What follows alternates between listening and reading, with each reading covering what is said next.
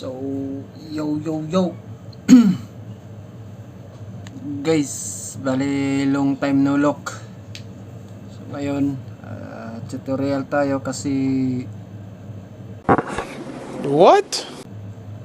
marami yung kings sa laot ngayon. So, season ng king mackerel, barakudas, alumahan, jess, at alupihan.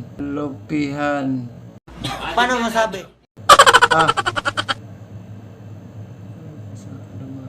Ambot sa'yo nga to guys. So,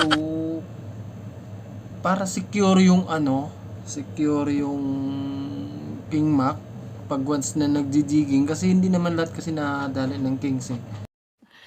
Sana all. Minsan kasi nakakahuli sunod-sunod yung katabi mo, sunod-sunod na nakakahuli ng king. Siyempre hindi naman magkukwento yan na dapat doon ganito, ganyan. Eh kasi hindi rin naman nila alam na malay ba nila na ganun ginagawa mo. So payo ko ganito. Pag hagis ng jigs sa may kulo, palubugin nyo muna.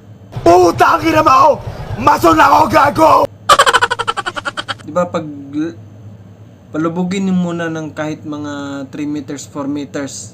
Kung nandiyan pa yung kulo tapos pitik-pitik, 2-3, fast retrieve. Ayun. Putang ina mo, barkada ako si Borgie Manotok, tanong mo! Doon maakit or ma-attract yung king mac. So, pangalawa, paglapit sa kulo, nawala yung kulo. Paglapit sa bangka, nawala yung kulo. Hagis kayo, kasi nilapitan nyo na eh. Hagis kayo, pahagis, paabutin nyo ng bottom. Bottom, sa may, mismo, sa floor. So, pitik mo siyang 3, pitik mo siya, pababain mo ulit, saka mo siya fast retrieve. So yun, punit yung bato nun.